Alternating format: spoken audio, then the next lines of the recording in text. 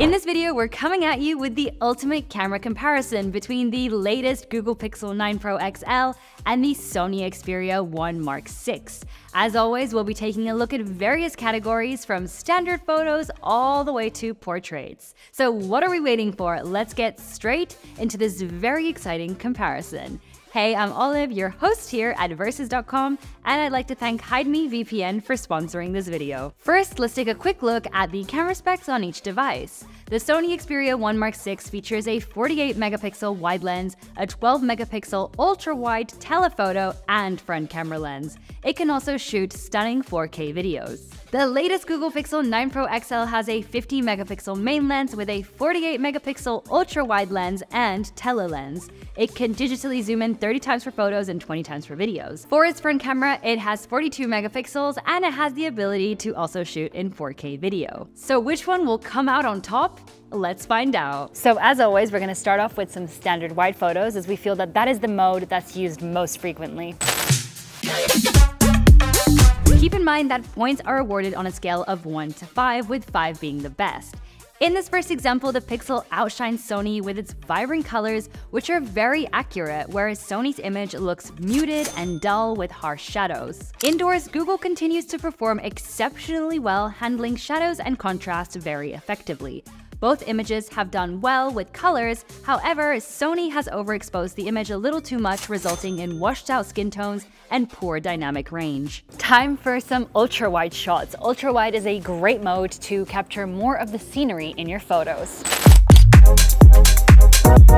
Neither device performed well in this first ultra-wide example. Sony's framing is too narrow and the image is severely overexposed with a dull yellow tone and muted colors. While Google's framing is much better, the image does suffer from noticeable blurriness. In this second example, Sony's ultra-wide framing is even more noticeably tight. It also continues to overly brighten the image, washing out skin tones. Google, on the other hand, manages exposure well, maintaining warm and natural skin tones with proper wide framing, which is exactly what we're looking for when shooting an ultra-wide image. So now let's take a look at a few portrait examples. I love this mode, you guys, so let's see which one of these will give us the most detailed image and the best edge detection. As always, we love to conduct a sneaky blind test and see which photo you guys would vote for if no brand names are visible. The majority of you voted for the results coming from the Pixel, as it offers warmer tones, good exposure, and a pleasant bokeh. However, upon closer inspection, it is clear that Sony provides better edge detection, though it appears harsher compared to Google's image. In this second example, Google delivers impressive results with accurate colors, effective contrast, and well-balanced exposure. Unfortunately, Sony has once again overexposed the image and washed out the skin tones, a reoccurring issue. Both devices, however, perform well with edge detection. It's time to test out some video footage. Videos are such an important part of your smartphone, so I'm pretty curious to see which one of these will perform better. Starting with a standard video, the Pixel offers the right amount of exposure, good color accuracy, and strong dynamic range, providing balanced and realistic shots. In contrast, Sony's camera captures a wider angle but suffers from being overly exposed, resulting in a washed-out video. In this next example, the Pixel continues to provide better color accuracy, but it does struggle with low contrast and insufficient sharpness. On the other hand, Sony once again offers a nice wide angle, but has slightly off colors. However, it does deliver punchy contrast and good sharpness. Moving on to a couple of ultra-wide videos, in this first example, the Pixel offers wider framing, good exposure, and vibrant colors, but suffers from blown-out highlights noticeable in the window. In contrast, Sony's video has harsh shadows and dull colors, though it generally does perform decent when it comes to highlights. Similar to the previous example, the Pixel delivers nice, vibrant, but authentic colors with wider framing, which is ideal for ultra-wide shooting. In contrast, Sony's results are kind of poor with overexposed skin tones and washed out colors throughout. Let's pause for a moment and briefly talk about safety. A VPN keeps you safe online by turning your information into secret code and hiding your computer's location. This means no one can see what websites you visit or find out where you are. If that sounds like something you'd find useful, then you'll want to hear this next part. Hide Me VPN is one of the fastest offshore VPNs with 24/7 support and cross-platform access. Enjoy 10 GB speeds across 2,300 servers globally. You can also navigate the web with a trusted ally, SmartGuard, proactively guarding against malware, tracking, ads, and phishing threats in real time. Plus, they don't store logs, ensuring your actions remain yours. Best part, you can start for free. Click the link in the description to secure your online freedom with Hide Me VPN. Simple, secure, and yours. Good stabilization is absolutely crucial on a smartphone because you want to be able to have the smoothest footage possible. So let's test these out. We'll start off by walking, then we'll do some running, and we'll see which one gives us the smoothest footage. To assess how well the devices handle movement, we conducted 2 tests.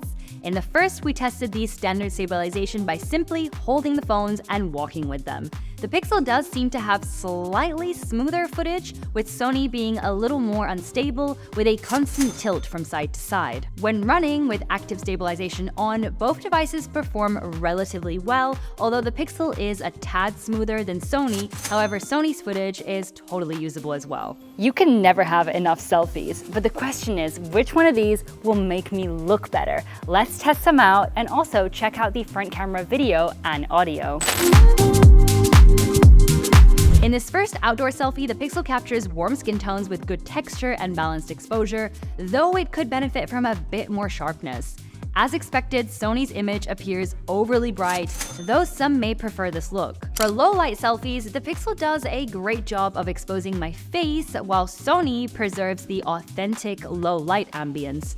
Ultimately, the choice between them really depends on personal preference. The Pixel provides wider framing with well-balanced exposure, good focus, and sharpness, though its color accuracy is lacking. In contrast, Sony struggles with blurriness when the subject is further from the camera, but it delivers good color accuracy despite fluctuating exposure levels. So starting with the audio coming from the Sony Xperia 1.6, how do I sound over here? Any good? Now we're gonna switch over to the new Google Pixel 9 Pro XL. How am I sounding? Has it improved? I don't know. I'm gonna watch these and we're gonna talk about it. In terms of audio, Sony offers somewhat decent noise cancellation, but there is a faint static sound throughout, which is less than ideal. On the other hand, Google has significantly improved its noise cancellation, resulting in audio that sounds pretty good. Let's check out slow motion. It's not a necessary feature to have on your smartphone, but it's definitely handy. Both phones can record at 120 FPS, but it's immediately obvious that Sony's video quality is superior since it can shoot in 4K, while Google's slow motion recording is limited to FHD. However, Google has the advantage of recording at up to 240 FPS, a feature Sony lacks. Ultimately, the choice depends on your specific needs, but it's hard to deny that Sony delivers a better overall look. It's time for the zoom category, so let's start zooming in and see which one of these gives us more detail. Starting at 5x zoom, both results look good, aside from slight color differences. At 10x zoom, Sony stays sharp while the Pixel's image appears smoother. By 30x zoom, the Pixel becomes blurry, whereas Sony remains crisp. Finally, at 100x digital crop, neither image is ideal, but both still retain a decent amount of detail. Finally, let's take a look at a few low-light examples. We'll take some photos and videos, and then we'll see which one of these can handle those conditions best. In this first standard wide example, the Pixel provides good exposure while maintaining a low-light ambience, but my skin tone has a noticeable blue tint. Meanwhile, Sony offers accurate color and good exposure, though the image could be sharper, especially when it comes to the details on the brick wall. In this ultra-wide example, the Pixel offers a wider framing, which is always preferred, with good dynamic range, though the exposure could be improved. In contrast, Sony displays a harsh red tint over the skin tones with overly boosted saturation along with a loss of detail on the TV screen. In portrait mode, neither device excels at edge detection, but the Pixel performs better overall, producing a more appealing photo with good low-light ambience, rich contrast, and adequate sharpness. When it comes to video, both devices deliver decent results, but the Pixel offers better dynamic range, while Sony provides good exposure without the harsh blue tint. In ultra-wide video, video, the Pixel continues to surpass Sony, offering wider framing, better color accuracy, and overall superior video quality. Alright, let's do a quick summary and see who the winners are when it comes to the camera. Our scoring system is based on order of importance. Therefore, in categories such as wide, ultra-wide, portrait, and videos, we have a higher percentage, whereas in less important categories such as zoom and audio, the percentage is lower. For standard photos, Google takes the win. Next, we have ultra-wide photos where, again, the Pixel takes another win due to its wider lens. In portrait mode, Google comes in first place once again, and it continues to do so in videos using both the back as well as stabilization and front camera. Audio also goes to Google, but zoom, however, goes to Sony. Slow motion also goes to Sony, and finally, the Pixel takes first place in the low light category. This means that the Pixel 9 Pro XL comes out as the clear winner in this comparison.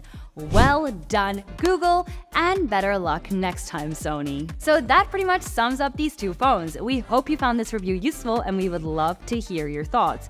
Which one would you choose? Definitely let us know in the comments below. As always, make sure to give this video a big like if you enjoyed it, and don't forget to subscribe to be a part of our Versus.com community if you aren't already. Links to both devices mentioned in this video can be found in the description below. And with that being said, we will see you in the next video, and until then, take care.